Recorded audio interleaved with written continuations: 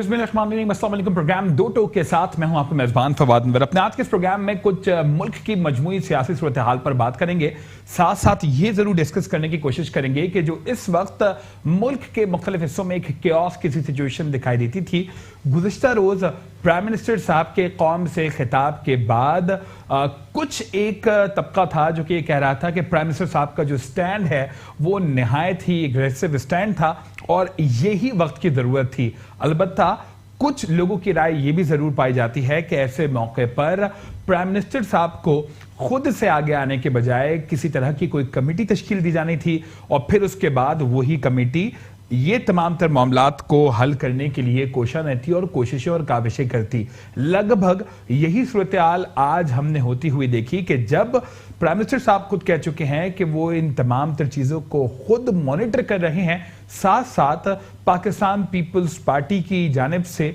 जनाब नवीद कमर साहब को फोकल पर्सन नामजद किया गया है, जबकि PMLN की जानिब से जनाब अयाज सादिक साहब को फोकल पर्सन नामजद किया गया है।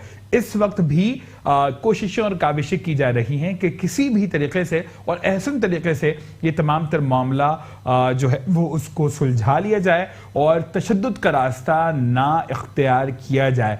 वफाकी वज़ीर इत्तलात व नशरियात जनाब फवाद चौधरी साहब ने भी अब से कुछ देर कबल ये ज़रूर कहा कि रियासत की ताकत का सबको इल्म होना चाहिए और साथ साथ वो ये भी कह रहे थे कि कल प्राइम मिनिस्टर साहब ने मुजाहिरीन को अपनी स्पीच में ये ज़रूर बता दिया कि रियासत की हद क्या है और कौन सी ऐसी हुदूद हैं कि जिनको क्रॉस नहीं करना है। साथ साथ आज प्राइम मिनिस्टर जनाब इमरान खान साहब चीन के लिए 5 रोजा दौरा करने के लिए रवाना हो चुके हैं और यह जरूर कहा जा रहा था कि यह दौरा चीन इस वक्त पाकिस्तान की मईशत के लिए भी खासा अहम है। तो अपने आज के इस प्रोग्राम में जहां हम मुल्क की मजमूई सियासी सूरत हाल पर बात करेंगे, वहीं ये जरूर जानने की कोशिश करेंगे कि गुज़िश्ता रोज चूंकि खबरें और भी बेपनाह थी, तो वहीं साथ साथ हमने देखा कि पेट्रोलियम मसनूआत की कीमतों में भी इजाफा हुआ और ये कहा जा रहा था कि ये वही गवर्नमेंट है जो कि ये वादे और दावे करती थी कि हम अवाम दोस्त पॉलिसीज इख्तियार करेंगे, लेकिन हमने देखा कि सबसे पहले गैस की कीमतों में इजाफा किया गया, फिर बिजली की कीमतों में इजाफा किया गया और अब पेट्रोलियम मसनूआत की कीमतों में भी एक बार फिर इजाफा कर दिया गया है। तो क्या वाकई अवाम को कुछ अरसे के लिए कड़वा घोट पीना पड़ेगा या तो फिर मामलात कुछ और हैं? इन तमाम तर मामलात पर दो टोक गुफ्तगू करने के लिए स्टूडियोज भी हमारे साथ मौजूद हैं जनाब मलिक खुदाबख्श साहब जो कि चेयरमैन हैं CNG स्टेशन ओनर्स एसोसिएशन के, और आप एनर्जी डेवलपमेंट एंड यूटिलाइजेशन की जो कमेटी है उसकी स्टैंडिंग कमेटी के भी जो है वो चेयरमैन है। बहुत बहुत शुक्रिया FPCI की। सर थैंक यू कि आप इस प्रोग्राम में अपना कीमती वक्त बख्श साहब हमें देने जा रहे हैं। सर ये जो इस वक्त हम ओवरऑल सिचुएशन देख रहे हैं, एक तरह का कैओस भी है, लेकिन इस वक्त दौरा चीन को खासी अहमियत दी जा रही है। CPEC वाला मामला भी है, आज खुद प्राइम मिनिस्टर साहब ने जो है वो मीडिया से भी एड्रेस किया, वो काफी हद तक ऑप्टिमिस्टिक है। उन्होंने ये जरूर बताया कि 7 साल पहले वो चीन गए थे, लेकिन अब की बार जिस तरह का उनको इनविटेशन दिया गया है और जो एक्सपेक्टेशंस जाहिर की जा रही हैं प्राइम मिनिस्टर साहब के दौरे से, तो वो काफी ज्यादा पॉजिटिव हैं। आप क्या समझते हैं कि ताजिर बरादरी किस हद तक जो है ऑप्टिमिस्टिक है इस वक्त जो सिचुएशन है हमारी पॉलिटिक्स की, not inside outside the country जी, जो हमारे इर्द गिर्द के ममालिक हैं, जो आपने CPEC का जिक्र किया, तो CPEC गेम चेंजर प्रोजेक्ट है हमारे लिए। और वो जब हमारे जो दुश्मन हैं वो यही चाहते हैं कि हम उनके मोहताज रहें और हम अपने पाँव पे खड़े ना हों। तो CPEC की वजह से वो कि वो पिछली हुकूमत के वक्त आया या किस वक्त आया, इससे हम नहीं, क्योंकि हम तो सियासी आदमी नहीं है, हम ये समझते हैं कि दिस इज़ गुड प्रोजेक्ट। इस प्रोजेक्ट को रिवाइव रखने के लिए मैं समझता हूँ कि लोग ये समझ रहे थे कि जब इमरान खान साहब आएंगे तो ये प्रोजेक्ट जो है इसको क्लोज कर देंगे या इसको डेफर कर देंगे, लेकिन मुझे खुशी की बात है कि उन्होंने इस प्रोजेक्ट को तक़वियत दी और वो कह रहे हैं कि हम इस प्रोजेक्ट को आगे ले जाएंगे। उसकी वजूहत और भी हैं कि जब ये प्रोजेक्ट हो रहा था तो ये बड़ी ओपन खबरें आ रही थी कि चाइना ने अक्लमंदी से ये बात की है कि इस प्रोजेक्ट को ग्रांट करने से पहले उन्होंने पाकिस्तान आर्मी की भी एश्योरेंस ली है और पाकिस्तान आर्मी की चीफ ने हर जगह पे हर मौके पे जब ये प्रोजेक्ट शुरू हो रहा था तो उन्होंने कहा कि हम इसको पाया तकमील तक पहुंचाएंगे। रहल शरीफ साहब ने भी और अब जो हमारे चीफ हैं उन्होंने भी ये कहा। तो इससे हम बहुत कॉन्फिडेंट हैं कि इस प्रोजेक्ट को जबकि इसके पीछे फौज खड़ी है और उन्होंने एक गारंटी दी है हमारे दोस्त मुल्क चाइना को, तो इंशाल्लाह इसको कामयाब करेंगे। और जो इस वक्त विजिट है बड़ा क्रूशल विजिट है। ठीक है। पहला विजिट जो था सऊदी अरेबिया का जिसमें इनको अचीवमेंट मिली है। हाँ, और इमीडिएट बेसिस इनको $3 बिलियन मिले। इन टोटल $12 बिलियन जो है वो पाकिस्तान मुख्तलिफ ज़राओं से हासिल करने शुरू में बड़ी खबरें आ रही थी कि वो 10 मिलियन देंगे, वो ये देंगे, लेकिन जब ये सेकंड टाइम गए और उस वक्त जो डील हुई है वो बड़ी स्पेसिफिक डील है कि उन्होंने आपके पास जो आपकी फौरी अरेंजमेंट थी $3 बिलियन रखवा दिए आपके बैंक में एक गारंटी के तौर पे, आप उसके अगेंस्ट जो यूज़ करना है आप जो रिपे करना है किसी को करें। दूसरा उन्होंने आपको ऑयल पेट्रोल की मद में रिफाइंड पेट्रोलियम प्रोडक्ट के लिए एक अकाउंट दे दिया कि 1 साल के लिए आप ये। मैं उसमें बताना चाह रहा हूँ कि उस रिलीफ काफ़ी इनके लिए रिलीफ है क्योंकि पाकिस्तान एनुअली 16 से 18 बिलियन डॉलर की तेल इंपोर्ट करता है जिसको कहते हैं refined petroleum product. Refined petroleum product क्या है? जिसमें आपका पेट्रोल, डीजल, मिट्टी का तेल, फर्नेस ऑयल, ये रिफाइंड पेट्रोलियम प्रोडक्ट है, इस पे खर्च होता है। अगर आपको 1 साल की रिलीफ मिल गई तो इट मीन्स कि आपको 16 से 18 बिलियन डॉलर की रिलीफ मिल गई। अच्छा, इसमें होगा क्या कि गवर्नमेंट तो यूज़ करती है PSO के थ्रू। ये PSO की जो LC होती है वो गवर्नमेंट बेस होती है, लेकिन जो दूसरा ऑयल आ रहा था जिसमें हम भी इंपोर्टर हैं तो वो ऑयल मार्केटिंग कंपनियां थ्रू एजेंट या खुद वो इंपोर्ट करती हैं, उसमें वो अपना फॉरेन एक्सचेंज भी खर्च करती हैं। तो आप गवर्नमेंट को ये सहूलत मिल गई कि ये जो 16 से 18 अरब डॉलर आपको वो आपके 1 साल की रिलीफ मिल गई। तो आप जो आपका रीपेमेंट शेड्यूल है जहाँ 3 बिलियन उन्होंने वहाँ रखा थे, इसमें भी वो यूटिलाइज करके ले जा सकते हैं। दूसरी बात जो आपने कहा कि इस वक्त महंगाई का एक वो है, इनका तूफान है और इनके जो पॉलिटिकल वो उस वक्त प्रॉमिसेस थे अवाम के साथ at the time of election, वो ये थे कि हम ये करें, लेकिन मेरा ख्याल है उस वक्त उनको ग्राउंड रियलिटी का नहीं पता था। जब अब ग्राउंड रियलिटी उनके सामने आई, और मैं ये समझता हूँ कि ये हर कोई आदमी ये डिसीजन नहीं ले सकता था इन चीज़ें महंगी करने की। ये इमरान खान बोल्ड आदमी है और वो डिसीजन ले गया। नहीं तो but sir what's the use of this boldness? सुन लेना कि जिसका डायरेक्ट इंपैक्ट जो है नहीं मैं बताता हूँ, आम गरीब आदमी मैं 2 चीजें आप मैं बताता हूँ। ये आप बिल्कुल ठीक कह रहे हैं कि डायरेक्ट इंपैक्ट तो वहां जाएगा, हर चीज महंगी हो जाएगी, बिल्कुल ऐसा, और वो तो बुरी हाल होगी। लेकिन उसकी दूसरी अभी आपने कहा था कि इसका क्या आएगा, दूसरी बात यह कि इस बोल्ड स्टेप से जो आपके डेफिसिट हो रहा था, जो गैस पे हो रहा था, जो पेट्रोल पे हो रहा था, जो कई चीज़ों पे आपको हो रहा था, उनमें अब जो इन्होंने गैस के पैसे बढ़ाए हैं वो इतने बढ़ाए हैं कि इनको बहुत पैसे मिल रहे हैं। और जो इन्होंने अभी पेट्रोल बढ़ाया, पेट्रोल तो मजबूरी है। अच्छा, मैं ये आपसे पूछना पेट्रोल के अलावा आप मुझे ये बताइएगा, पेट्रोल की कीमतों के हवाले से कबल मुतादिद बार हम प्रोग्राम करते रहे हैं, हम आलमी मंडी के रेट्स से अपने रेट्स का एक कंपैरेटिव एनालिसिस भी करते रहे हैं, साथ साथ हम हर बार ये भी बात करते रहे हैं कि जी पेट्रोलियम मसनूआत की कीमतों में इजाफा जायज़ भी था या नहीं था। जरा मुझे 2 टोक बताइएगा। मैं 2 टोक बताता हूं। मैं 2 टोक की नीड थी कि जिस तरह ओगरा ने तो रिकमेंड किए थे जी 9 रुपए आप बढ़ा दें, ठीक है जी, गवर्नमेंट ने 5 रुपए बढ़ाए, लेकिन क्या वाकई जरूरत थी? क्योंकि ये वही लोग हैं जो क्लेम करते थे देखें कितने टैक्सेस लिए जा रहे हैं पेट्रोल के ऊपर। मैं आपको बताता हूं इन्होंने गलती कहां की है। पिछली साल ओगरा ने इनको पिछले महीने ओगरा ने इनको रिकमेंड किया था कि 4 रुपए पेट्रोल बढ़ाए, नहीं बढ़ाया जी, 4 रुपए इन्होंने नहीं बढ़ाया।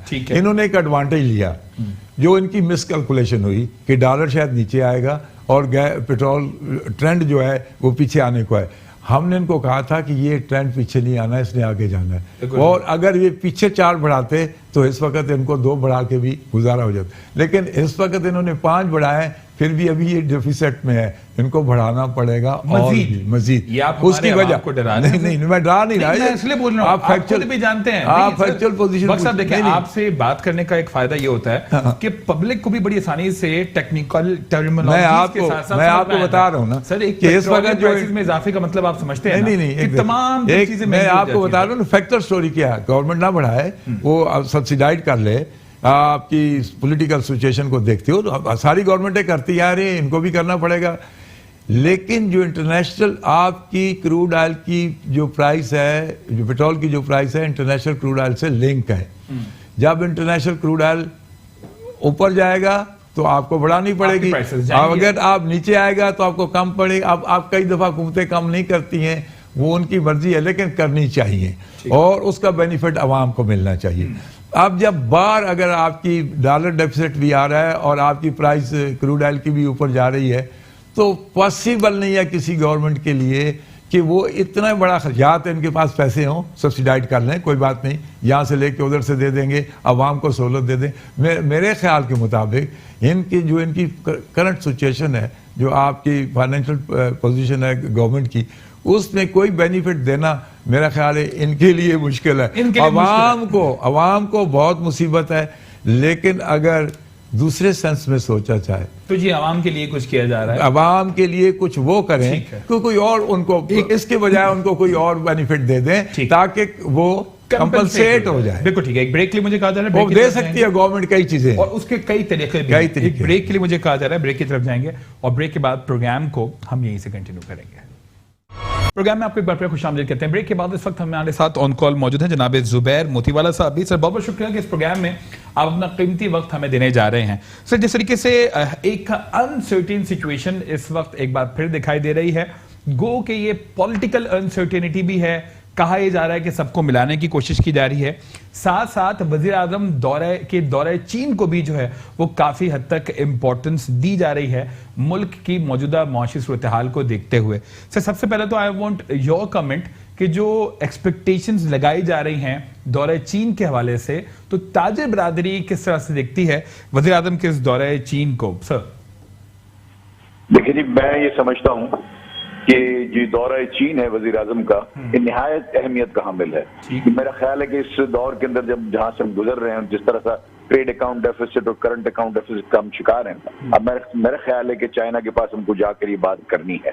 और आज हमारे रज़ाक दाऊद से काफी बात हुई है, तो जो एजेंडा उनके पास जो कल सुबह की मीटिंग का है वो हमसे डिस्कस हुआ है। अच्छा। वो एजेंडा ये है कि हम 16 बिलियन का जो हमारा ट्रेड अकाउंट है उसमें से 14 बिलियन हम इंपोर्ट करते हैं और 2 बिलियन हम एक्सपोर्ट करते हैं।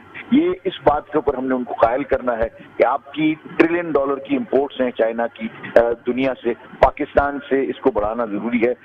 इस कदर बड़ा डेफिसिट जो है ना, ये हमसे बर्दाश्त नहीं हो सकेगा। ये सबसे बड़ा एजेंडा है जो हम चाहते हैं कि हो, और इसके लिए जो चेंजेस लाने पड़ेंगे कानून में, उसकी भी हमने काफी हद तक बातचीत की है कि कैसे उस आउटकम कर सकते हैं। जिसका एक मिसाल मैं आपको दूं कि टेक्सटाइल के अंदर गारमेंट जो है, अगर हम कपड़ा चाइना से आ जाए और यहाँ हम उसको गारमेंट बना के हम वापस एक्सपोर्ट कर दें, तो ये सबसे जल्दी और सबसे जल्दी हो जाने वाली चीज है। वो हम करने की हम बात कर रहे हैं उनके साथ। और दूसरी बात जो है वो सी पैक के हवाले से है कि सी पैक के अंदर 2 उसके सेक्टर्स हैं। एक तो वो है जो कि पावर प्लांट्स लगे हैं, हाईवेज बनेंगे और गवादर पोर्ट बनेगा। दूसरा जो है उसके अंदर ये है कि आपके अंदर यहाँ आप इंडस्ट्री लगाएंगे और उस इंडस्ट्री को जब चाइनीज चलाएंगे तो हमारी इंडस्ट्री का क्या होगा, हम क्या उतनी एफिशिएंसी के साथ उनका मुकाबला कर सकेंगे या नहीं कर सकेंगे। ये 2 बातें जो है ना वो बहुत खास जरूरी हैं। हम उसके अंदर ये देखते हैं कि पाकिस्तान के अंदर जो जॉब अपॉर्चुनिटी है उसको कितना हर्ट करेगी सी पैक की इंडस्ट्रियलाइजेशन, जो ये इंडस्ट्रियल जोन्स बनाने की बात कर रहे हैं। इन तमाम चीजों को अगर देखते हैं, और तीसरी जो सबसे बड़ी बात यह है कि आज हम ये शोर करते हैं 42 बिलियन और 52 बिलियन डॉलर्स जो है ना हम लेके आए हैं, और ये डॉलर्स जो है ना हमने वापस करने हैं। इसमें 72% कर्जा है और 10% इमदाद है और 18% जो दूसरी आपने जो है ना वो लॉन्ग टर्म लोन्स है। इसको हमको देखना पड़ेगा कि हम उसके अहल हैं, हम उसको लौटा सकते हैं या नहीं लौटा सकते। इसके लिए हम उनके साथ मराहत लेने जा रहे हैं। और सब सबसे बड़ा जो काम है वो जो हमने सऊदीया में किया, वो हम चाइना को वही एक रिक्वेस्ट करने जा रहे हैं कि आज जो हमारे पास जो $6 बिलियन का एक कुशन आया है, अगर और $12 बिलियन चाइना से आ जाते हैं और $6 बिलियन यूएई से आ जाते हैं, तो हम जो है ना इसके अंदर से हम निकल जाते हैं। ये सबसे बड़ा काम जो वजीर आजम का है, और इस वक्त का जो है इतना हाई पावर डेलीगेशन जा रहा है कि प्राइम मिनिस्टर भी हैं, फाइनेंस मिनिस्टर भी हैं, कॉमर्स मिनिस्टर भी हैं, बहुत सारे लोग जो है ना उसके साथ जा रहे हैं। तो मैं ये समझता हूं कि ये जो है ना ये दौरा पाकिस्तान की मईशत के लिए इंतहाई जरूरी है। आज जो कैश फ्लो की पोजीशन है मार्केट्स में, वो आप सोच नहीं सकते कि जितनी आप कैश स्टार्व मार्केट आज है, मैंने अपनी लाइफ में कभी नहीं देखी। और इतना मार्केट का जो आप जिसके कहते हैं ना मंदी का रुझान, इतना हमने कभी नहीं देखा, जो 40 साल के अंदर मैंने नहीं देखा। तो मैं समझता हूं कि इसकी वाइब्रेंसी भी पूरे ओवरऑल कैश फ्लो के साथ रिलेटेड है। जब आपकी मुल्क की मईशत आपको कैश फ्लो प्रॉब्लम में आएगा, तो ये भी सारी चीजें जो है ना प्रॉब्लम के अंदर आएंगी। यही हम इसको फेस कर रहे हैं। मैं समझता हूं कि ये दौरे जो है वजीर आजम के, अल्लाह करे ये फ्रूटफुल हो, और हम जो IMF के पर जाने की बात कर रहे हैं, उसके बाद भी मुझे लगता है कि एक दफा तो जाना पड़ेगा, क्योंकि रोल ओवर्स होंगे, आपकी जो पुरानी किस्तें हैं उनकी पेमेंट्स होगी, ये सारा कुछ होगा। लेकिन हम कंडीशंस के अंदर बेहतर कंडीशन के साथ जा सकेंगे। हम IMF के साथ जाकर दो बदू बात कर सकेंगे कि अब इतने पैसे नहीं चाहिए, हम मर नहीं रहे, हम जिंदा हैं, हम इस तरह से हम लेके आए अपने दोस्तों के पास से, तो हमें बेहतर कंडीशंस के साथ हम IMF के साथ निगोशिएट कर सकेंगे। ठीक। अच्छा जुबैर साहब, जिस तरह से आपने काफी ज्यादा अहमियत का हामिल करार दिया वज़ीर आज़म साहब के इस दौरे चीन को, जिस तरह से आपने एग्जाम्पल दी और ये जरूर रेफरेंस के लिए कोट किया जो भी गुफ्तगू हुई मुशीर तिजारत जनाब रज़ाक दाऊद साहब से, तो सर एक अनसर्टिनिटी वाली सिचुएशन इस सी पैक के हवाले से भी की जाती है, और कुछ वो नेगेटिव थिंकर्स हैं जो कि सी पैक को भी बड़े डाउट की नजर से देखते हैं। लेकिन बहुत सारे ऐसे हमारे ताजिर बिरादरी में लोग हैं जिनके बड़े जिसे कहते हैं ना पॉजिटिव लेवल के भी डाउट्स हैं। वो ये चाहते हैं कि जी ठीक है, ये राहदारी पर काम होना चाहिए, सी पैक की अपनी अहमियत है, लेकिन साथ साथ हमें अपनी इंडस्ट्री को भी ग्रो करने की जरूरत है। तो सर इसका कोई स्पेसिफिक वाज़ेह उन्होंने जवाब दिया? क्योंकि कहा जाता था कि इससे अगर मुस्तफीद होंगे तो वो ज्यादा चाइनीज होंगे, पाकिस्तानी इंडस्ट्रियलिस्ट, पाकिस्तानी लोग इतने ज्यादा मुस्तफीद नहीं होंगे। इसके ऊपर अगर आप कुछ बता सकें कि जो बात हुई। देखिए, मैं आपको एक मिसाल देता हूं कि जब शेख मोहम्मद ने दुबई को खोला फॉरेनर्स के लिए, तो उनकी अपनी जो काबीना थी, उनके इजलास की मैं आपको बात बताता हूं। उन्होंने शेख मोहम्मद से कहा कि आप क्या कर रहे हैं, जमीन हमारी दे रहे हैं हम फॉरेनर्स को, ये फॉरेनर्स को आप जमीन बेच रहे हैं, ये तो आप बहुत जुल्म कर रहे हैं। तो शेख मोहम्मद का जो जवाब था वो बड़ा तारीखी है और सुनने वाला है। उन्होंने ये कहा कि यहाँ ये जमीन लेकर उसके ऊपर क्या करेंगे, बिल्डिंग बनाएंगे, इसके ऊपर और कोई इमारतें बनाएंगे, क्या वो साथ ले जा सकते हैं वापस? तो जब ये जाएंगे तो ये यहीं छोड़ के जाएंगे। तो मेरा आपको जवाब भी यही है, ये जो इंफ्रास्ट्रक्चर बिल्ड होगा, कराकोरम हाईवे कराकोरम हाईवे से लेकर गवादर तक, और जो ये 4 हाईवे जो बन रहे हैं, आपके जो ट्रक के प्लांट्स लग रहे हैं, जो ट्रेन की सर्विस को पेशावर के अंदर उन्होंने पटरियां बनाने की फैक्ट्री भी डाल रहे हैं ताकि वो जो ना एक्सपेडाइट करके उसको कर सके। ये सारा इंफ्रास्ट्रक्चर जो है ना वो पाकिस्तान को मिलेगा। ये मेरी सोच ये है कि इंफ्रास्ट्रक्चर की हद तक तो ठीक है, बाकी जब हम इंडस्ट्री की बात करते हैं, जब इंडस्ट्रियलाइजेशन की बात करते हैं, तो मैं तो अभी इसको मैं ये देख रहा था कि शिनजियांग प्रोविंस जिसकी ये बात करते हैं, मेरे हिसाब से तो ये जो गवादर का पोर्ट है ये शिनजियांग के लिए मौजू नहीं है। ये शिनजियांग के लिए तो ये इनका वही पोर्ट है जो यहाँ से गवादर पे माल उतरे और बाई सी चला जाए बीजिंग और वहां से चला जाए, वो बेहतर होगा रास्ता। लेकिन अगर ये यहाँ से लेके जाए तो यहाँ उनका जो मामला है चाइना का वो ये है कि ये जब आपका बीजिंग से जो माल आएगा वो यहाँ उतर के बाई रोड यूरोपियन यूनियन के अंदर जा सकता है वाया RCD हाईवे। तो ये जो चीजें हैं ये वन बेल्ट वन रूट की जो हम बात करते हैं, it is linking 52 countries of the world at one time. जब आप इसको करते हैं, इसकी जो पूरा मुकम्मल जब होगा तो 52 मुल्कों के अंदर से गुजरेगा, और ये पूरी एक नई मईशत है, एक नई दुनिया है जो कि जो है ना हम यूरोप के मुकाबले में मेरा ख्याल है कि चाइना जो है ना उसको लेके आना चाह रहा है, और हम उसके साथ हैं। अगर गवादर पोर्ट हमारा चलता है, इन चीजों को सारों को चलता है, हमारी एक ही फिक्र है कि हम बड़ी पॉपुलस कंट्री हैं, पाकिस्तान के अंदर आबादी बहुत ज्यादा है, हम उस आबादी को हमने फीड करना है, उनके लिए रोजगार मुहैया करना है। हम हर वक्त हुकूमत से कहते हैं, आज आपके तवज्जुह से मैं फिर कहता हूं कि जब हम शुरू किया था अपने सी पैक तो हमको जितनी प्रेजेंटेशंस दी गई, जब हम बैठे थे इस्लामाबाद में, तो प्रेजेंटेशंस में ये उन्होंने बिल्कुल बात की है क्लियर कि अनस्किल्ड लेबर पाकिस्तान की होगी। अब मैं ये सुन रहा हूँ, हो सकता है ये गलत हो, कि मैं ये सुन रहा हूँ कि अनस्किल्ड लेबर को भी अलाउ किया गया है चाइना से लाने का। अगर अनस्किल्ड लेबर आती है तो आम मजदूर जो है उसका जो है ना बहुत बड़ा प्रॉब्लम हो जाएगा। ये नहीं होना चाहिए। तो देखिए, ये इबाहम है, ये खदशात हैं, इनको हमको एड्रेस करना पड़ेगा, हर वक्त करना पड़ेगा, और हमको इसको साथ लेके हम ऐसे चलें जैसे हमको एक ऐसा देखिए, कोई, मैं ये मानता नहीं हूँ चाइना हमारा बड़ा देरीना दोस्त है, लेकिन कोई भी डिसीजन चाइना का आप समझ लें बिल्कुल पाकिस्तानी कौम कि कमर्शियल डिसीजन है, कमर्शियल बेस्ड डिसीजन होते हैं, जहाँ नफा होगा वो डिसीजन है। ये बिल्कुल बहुत अच्छी बात है कि हमारी दोस्ती हिमालय से ऊंची है और जी वो बिल्कुल बड़े से गहरी है। ये सब बातें बहुत मुनासिब है, लेकिन हमने अपना मफाद देखकर आगे चलना है,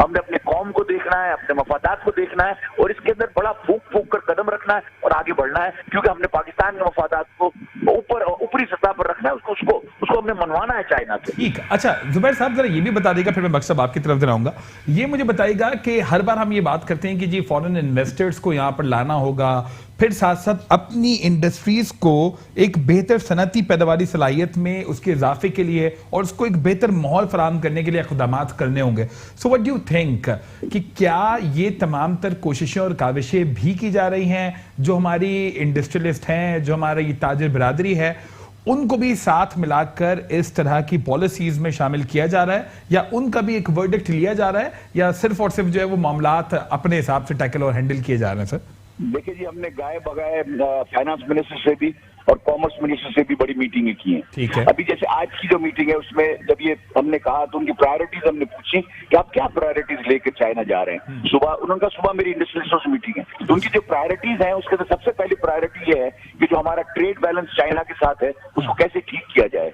यानी 14 और 2 का जो रेशियो है उसको कैसे हम 6 और 8 पे ला सकते हैं, फिर 8 और 8 पे ला सकते हैं, ये कैसे हो सकता है, और पाकिस्तान ऐसी कौन सी मसनूआत है जो आप चाइना को एक्सपोर्ट कर सकता है, उसके बारे में सबसे पहली मीटिंग उनकी कल सुबह है। नंबर 2 के ऊपर हमने उनसे कहा कि जब आप बात करते हैं इन्वेस्टमेंट की, जब आप बात करते हैं इंडस्ट्रियलाइजेशन की, जब आप बात करते हैं जॉब क्रिएशन की, तो इसके लिए क्या जरूरी है? इसके लिए 2 अल्फाज जरूरी है, एक इनेबलिंग एटमॉस्फेयर और इनेबलिंग एनवायरमेंट। ये अगर आप दे दें, ये क्या चीज है? इनेबलिंग को उसको कहते हैं जो सहूलतें आपको देनी चाहिए। आप इंफ्रास्ट्रक्चर के बगैर इंडस्ट्री कैसे लगा सकते हैं? मुझे कोई समझाए कैसे लगेगी, कैसे चलेगी? अगर आपके पास बिजली नहीं है, आपके पास गैस नहीं है, आपके पास पानी नहीं है, आप कौन बिजली चलाए? कैसे चलाएंगे? आप तो नहीं चला सकते किसी सूरत में भी। तो आपको ये मैंने बोला इसके लिए आप क्या करेंगे रजाक साहब? तो उन्होंने कहा है कि मैं अभी बताना नहीं चाहता, 5 तारीख को जब हम वापस आएंगे तो 6 तारीख को मैं एक पॉलिसी दूंगा जो कि इंडस्ट्रियलाइजेशन के लिए बेहतरीन पॉलिसी होगी, क्योंकि वो खुद ही 1977 से इंडस्ट्रियलिस्ट है, दाऊद फैमिली से उनका ताल्लुक है, ही नोज एवरीथिंग। उन्होंने हमसे कहा कि हम 5-6 तारीख को या 7 तारीख को मैं एक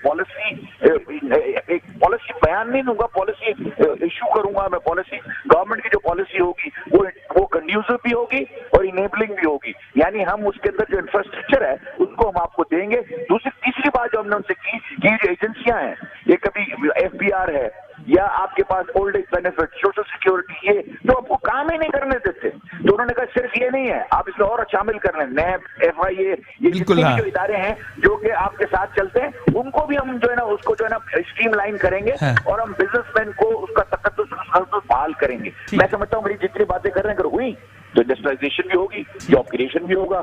और मैंने उनको एक स्लोगन भी, मैंने कहा आप जाएं तो कहिएगा जरूर, we believe in 4 P's, peaceful, progressive and productive Pakistan.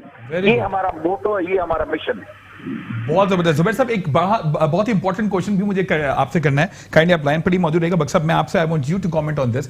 ये जो जिस तरह से देख रहे हैं, एक तरफ तो ये तमाम तर पॉलिसीज हैं जिसके ऊपर हम ये कहते हैं, और एक्सपेक्टेशंस के हवाले से जुबैर साहब बता रहे थे कि जी जो रजाक दाऊद साहब ने उनको कमेंट किया, आपकी भी मुलाकात हुई, सिलेक्टिव लोग थे असद उमर साहब के साथ, प्लान क्या दिखाई देता है? क्या वाकई तकदो की जा रही है कि जी मामला बेहतर हो? सबसे पहली बात है कि उन्होंने क्लोज मीटिंग में जो हमसे बात की और जो हमारे दोस्तों ने क्वेश्चन किए वो यही किए। सबसे पहला क्वेश्चन था कि जनाब आप जो टीवी पे जो प्रोपेगेंडा होता है रोज, और एक नेगेटिव प्रोपेगेंडा होता है कि फलां को पकड़ गया, फलाना छोड़ा, फलाना करप्शन, इससे इन्वेस्टर जो पाकिस्तान में आने वाला है वो नहीं आ रहा। वो क्यों आएगा जब ये आपकी सिचुएशन है? इसको बंद किया जाए। तो उन्होंने कहा कि हम इस पर काम कर रहे हैं और इसको कुछ दिनों के बाद आपको बड़े अच्छे रिजल्ट मिलेंगे। दूसरा पॉइंट हमारा ये था कि आप किस तरह, आप कह रहे हैं कि एक्सपोर्ट बढ़ाएं, किस तरह बढ़ाएं? उसके वजह यह कि एग्जांपल ये दिया गया कि आप सिर्फ बांग्लादेश को देख लें। बांग्लादेश में बिजली सस्ती, बैंक मार्कअप सस्ता, गैस सस्ती, लेबर सस्ती, इसलिए वो हमसे भी मटेरियल लेके वो compete कर रहा है 6-7% इंटरनेशनल मार्केट में। आप जब जो इंडस्ट्री है आपकी एक्सपोर्ट कर रहे हैं उनको ये फैसिलिटीज दे दें आप कि उनके लिए गैस इस कर दें, उनका बैंक मार्कअप ये हो, उनके लिए लेबर, देखें इस वक्त हमारी और दुबई की लेबर में कोई फर्क नहीं है, तो आप कैसे compete करेंगे? बात यह है कि आप लेबर के पैसे बढ़ाते जा रहे हैं। अब मैं पेट्रोल पंपों की बात करता हूँ कि कहाँ से शुरू हुआ, अब कहाँ तक चला गया, फीजिबल नहीं है, लेकिन गवर्नमेंट का हुक्म है, लोग उसको इम्प्लीमेंट कर रहे हैं। बात ये साथ साथ सोर्सेज हो, इन्होंने एक बात बड़ी अच्छी की है, ये बात हमने भी उनसे की थी कि जनाब आपकी 14 बिलियन की जो वो हमसे अपना माल बेच रहा है हमें और 2 बिलियन का हमसे ले रहा है, तो ये तो इतना बड़ा गैप है, ये पॉसिबल नहीं है, इस पर आप बात करें। तो उन्होंने कहा था कि हमारे एजेंडे पे है ट्रेड बैलेंसिंग की जो बात थी, हमने उनको सजेस्ट किया है कि आप कम से कम इसको अगर फर्स्ट रॉ में नहीं तो 2 स्टेजों में ले जाएं, ये 2 है, 4 है, फिर 6, फिर 8 तक ले जाएं। हमारा डेफिसिट इतना हो कि हमारा 8 बिलियन वो हमसे ले और 14 बिलियन हम उनसे लें, ताकि हम उस पोजीशन में आके खड़े हों। तीसरी बात IMF की थी, IMF के लिए हमने उनसे कहा कि आप IMF के पास जरूर जाए, जो आपका ट्रेड डेफिसिट है या जो आपकी बैलेंस पे जो पेमेंट है उनको आप जरूर करें कि आप अपने मुल्क को ब्लैक लिस्ट होने से बचाएं, इसमें जरूर जाएं। इसमें ये कोई फिक्र ना करें कि जो लोग IMF के पास जाते हैं वो दुआ इंटरनेशनल मार्केट में रिस्पेक्टेड देखे जाते हैं, वो ये समझते हैं लोग कि ये कंट्री जो है IMF के साथ पार्टनर है। IMF आप किसी को लोन नहीं देता, उसको लोन देता है जिसकी बैलेंस शीट इस काबिल होती है कि वो रेपे कर सकेगा। तो उन्होंने इस बात को वादा कि हम जरूर जाएंगे, चाहे जितनी भी हमें सपोर्ट सऊदी अरेबिया से मिल जाए या चाइना से मिल जाए या मलेशिया से मिल जाए, मलेशिया भी उनकी लिस्ट में है, बिल्कुल वो इस पे भी ट्राई कर रहे हैं, UAE भी उनकी लिस्ट में है, लेकिन उसके बावजूद भी इनको फौरी तौर पे, जैसे मोती साहब वाला भी कह रहे हैं, फौरी तौर पे इनको टैप करना चाहिए IMF को, ताकि आपकी बैलेंस शीट इतनी स्ट्रांग हो जाए कि इन्वेस्टर जो है वो देख के खुद अट्रैक्ट हो और वो आए। ठीक है जुबैर साहब, मैं जरा आपसे जो अहम सवाल ये करना चाह रहा था, आपने एक फिजिबल कंडीशन की भी बात की और साथ साथ ये जरूर बात की कि जी एक अच्छा एनवायरनमेंट प्रोवाइड किया जाए यहां पर मौजूद लोगों के लिए।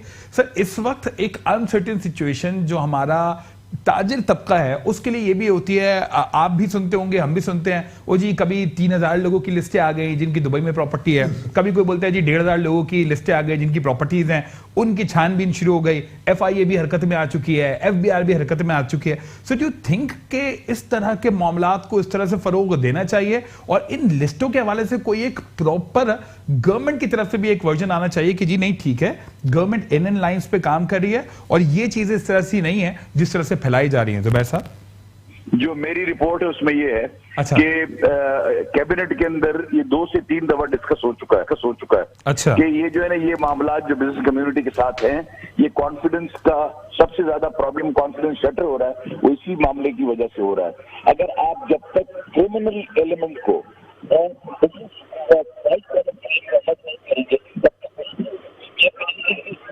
बताता हूँ, बात यह है कि हम अगर किसी ने अगर कोई पैसा बाहर है बिजनेसमैन का, तो उसने ज्यादा से ज्यादा टैक्स चोरी किया, करप्शन का पैसा नहीं है वो, 100% पैसा कोई चोरी का नहीं है, वो कौम के खजाने का पैसा नहीं है, उसको अपनी मेहनत से कमाई हुई वो दौलत है, बहुत ज्यादा अगर उसने कोई गुनाह किया है तो टैक्स उसने नहीं भरा उस रकम के ऊपर। इस दोनों के अंदर तफरीक होनी चाहिए, टैक्स को भी करनी चाहिए, FIA को भी करनी चाहिए, जितने भी इदारे हुकूमत के हैं उन तमाम को ये समझना चाहिए कि जो बिजनेस कम्युनिटी है, जो बिजनेस करते हैं पाकिस्तान में, कि टैक्स अदा करते हैं, वो तबका है जिस पाकिस्तान को चला रहा है और वही तबका है जो लोगों को रोजगार मुहैया करे।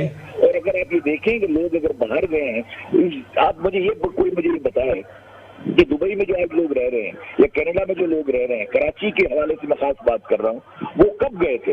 वो उस वक्त गए जब यहाँ थोड़ी बहुत लाशें मिलती थी, जी बिल्कुल ऐसे रोजाना के कोई 10-20 कत्ल होते थे।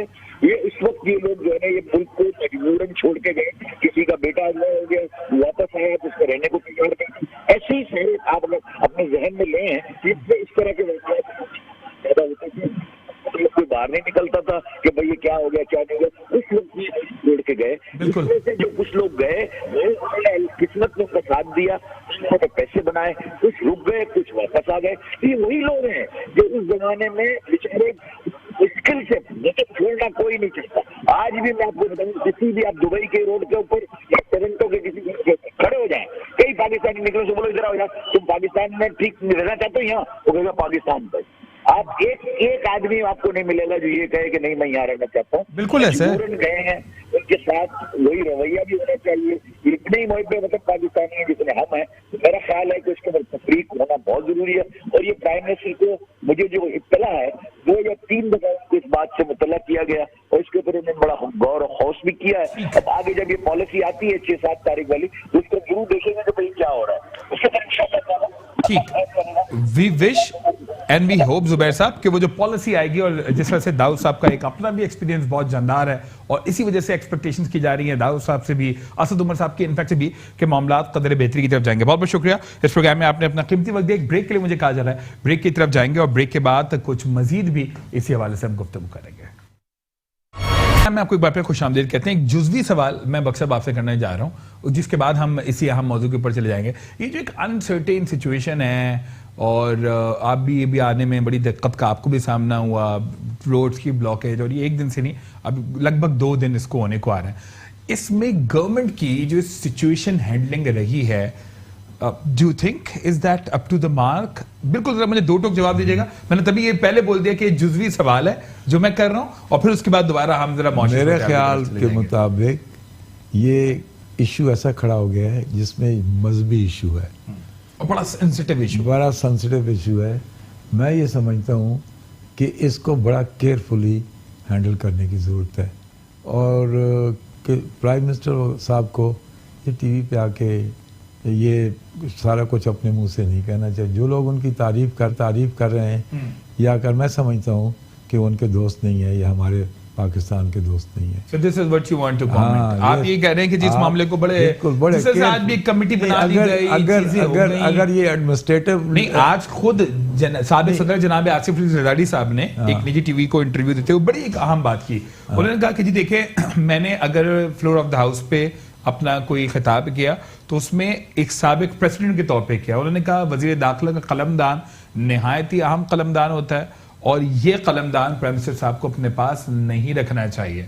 वो साथ साथ ये भी कहते हैं कि जी आपका वजीर दाखिला इस चीज को हैंडल करता, आपको इस मामले को अपने ऊपर झोंकने की कोई जरूरत नहीं थी। दिस इज व्हाट जरदारी साहब। मैं ये समझता हूँ कि prime minister is a top man. बिल्कुल ठीक। उनको इस तरह के इशू में खुद नहीं आना, और डायरेक्ट कन्फ्रंटेशन वाली पूरी टीम है, वो टीम के थ्रू, स्ट्रेटेजिक के थ्रू। लेकिन चले एडमिनिस्ट्रेटिव हो तो बेशक कर लें, कोई ऐसी बात हो, कोई फाइनेंशियल हो, कोई उसमें जो या कोई ऐसी सूरत हाल है जैसे प्राइम मिनिस्टर का आना जरूरी है, हैमर करें उनको। लेकिन ये कुछ थोड़ा सा मजहबी टच है इसमें। मैं अपनी मेरी जाती राय, मैं कोई पॉलिटिकल आदमी नहीं हूँ, मैं ये समझता हूँ कि हमारा प्राइम मिनिस्टर बहुत रिस्पेक्टेड है और बहुत बड़ी पोस्ट है ये, और बड़ी बड़ी जिम्मेदारी है। उनको बिल्कुल अपने आप को ऐसी चीजों में नहीं इन्वॉल्व करना चाहिए। टीम उनके पास है, जिसका सब्जेक्ट है वो काम करे।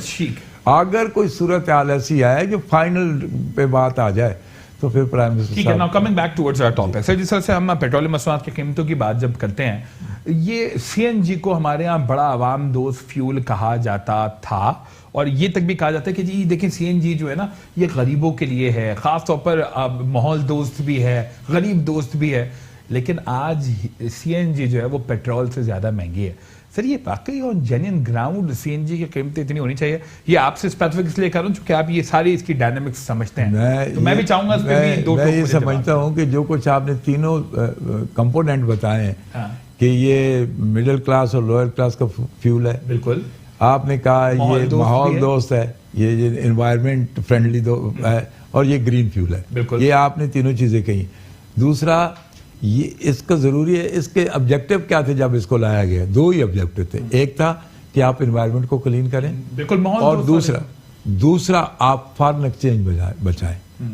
जो फॉरेन एक्सचेंज पे आप कितने पैसे खर्च हों, जिसका भी रोना है, जी आप इंपोर्ट करते हैं, तो बचाएं।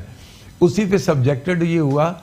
और इन नटशेल कि इंडस्ट्री डेवलप हो गई, और डेवलप किसने की? स्टेशन ओनर ने, हमने खुद अपने पैसे अपने बिल्कुल। और कुछ कंपोनेंट 25% कंपोनेंट इसमें है व्हीकल ओनर का, जिन्होंने किट और सिलेंडर लगवाए। तो ये ग्रोन अप हो गई, ये दुनिया में पाकिस्तान नंबर 1 यूजर हो गया सीएनजी का। फिर हमारे पास कोई टेक्निकल न होनी थी, ये हमने खुद इसको बिल्डअप करके, और फिर एक आज हमारे पास पूरी इंडस्ट्री है, पूरा ट्रेंड स्टाफ है, पूरी सेफ्टी है। और ओगरा का बड़ा बेचारे सीएनजी पंप्स हैं, वो बोलते हैं अब क्या करें। आप सुने ना, ओगरा का बड़ा अच्छा रूल रहा कि उन्होंने इसको सेफ्टी पॉइंट ऑफ व्यू से रूल और प्रोसीजर बनाए, उनको मॉनिटर किया, और आप देखें बहुत शाज़ो नाज़र कम ही एक्सीडेंट हुए। बात यह है कि जब पॉलिटिकली इस पे एक पॉलिटिकली रिवेंज आई, कि एक ऐसा माहौल आया कि जब ये ग्रोन अप हो गई, सब कुछ हो गया, तो इसके खिलाफ एक प्रोपेगेंडा शुरू कर दिया कि जी ये गैस जला रहे हैं और ये कर रहे हैं। उसके पीछे कुछ लोग थे जिन्होंने ये किया, और बड़ी इन्वेस्टमेंट भी उन्होंने की। बात ये कि उसका मुल्क को नुकसान हुआ। अगर ये इंडस्ट्री जैसे प्लान की गई थी, 2 पार्ट में थी, कि पहले पार्ट में छोटी गाड़ियां, इसको आप करें, कंट्रैक्ट करें, उसके बाद आप हैवी ट्रांसपोर्ट के लिए आए, ट्रांसपोर्टर और ट्रेलर, बसेस, ट्रक, जब उनको ले आ जाएं तो आपको पूरा, क्योंकि फर्स्ट रो में आपने छोटी गाड़ियों पे ट्रेन भी करना था, अपना स्टाफ अपने स्टेशन करने थे, टेक्निकली न हो लेनी थी, और सेफ्टी को इम्प्रूव करना था।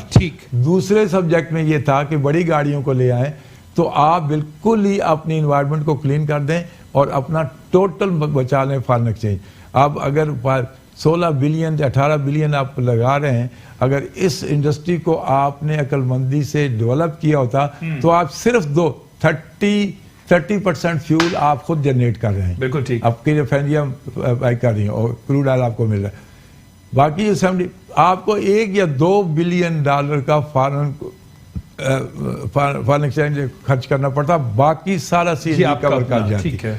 और इससे क्या होता कि आपके मुल्क में कोई गरीब न रहता।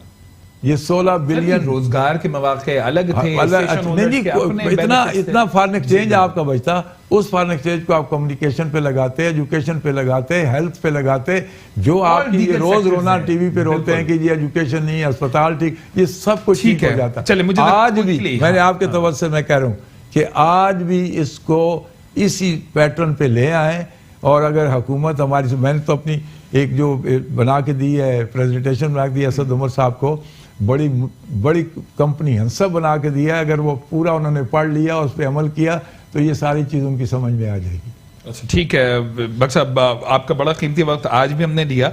मैं तो क्विकली कमेंट करना चाहूंगा, लोग जरा उम्मीद रहें कि महंगाई का तूफान जो है वो ठीक है, बज़ाहिर तो है, और यकीनी तौर पर इससे निपटना बड़ा मुश्किल है, लेकिन इंशाल्लाह आगे आने वाले वक्त मैं समझता हूँ लोगों के लिए बड़ा बेहतर होगा। मुझे देखिए, मैंने आपको पहले भी कहा, फिर भी कह रहा हूँ कि हम पॉलिटिकल आदमी तो है नहीं, बिल्कुल ऐसा, लेकिन हम टोटली कारोबारी आदमी। हाँ, आप लोग बड़ी चीजें फोर्स ही कर रहे होते हैं जो एक आम आदमी नहीं कर रहा। मैं आपको ये कह रहा हूँ कि अगर जैसे इनको पैकेज मिल गया सऊदी अरेबिया से, ऐसे ही कोई पैकेज लेने में ये कामयाब हो गए, नहीं, उससे कुछ यूई से भी उम्मीद है, और वो उसको भी कुछ इंडिकेशन है, और कहीं से उनको कहा जा रहा है कि सपोर्ट करो, और हम पूरी उम्मीद करेंगे। और मलेशिया भी आपकी सपोर्ट के लिए कैलकुलेशन हो रही है, हमारे दोस्त हैं, हम समझ रहे। ये सारी चीज़ें अगर इकट्ठी हो जाती हैं तो मैं समझता हूँ कि आपकी बैलेंस शीट जब सॉलिड हो जाएगी तो आपकी महंगाई भी कम होगी, आपकी रेपुटेशन भी बढ़ेगी, आपका इन्वेस्टर भी आएगा, आपकी एक्सपोर्ट भी बढ़ेगी।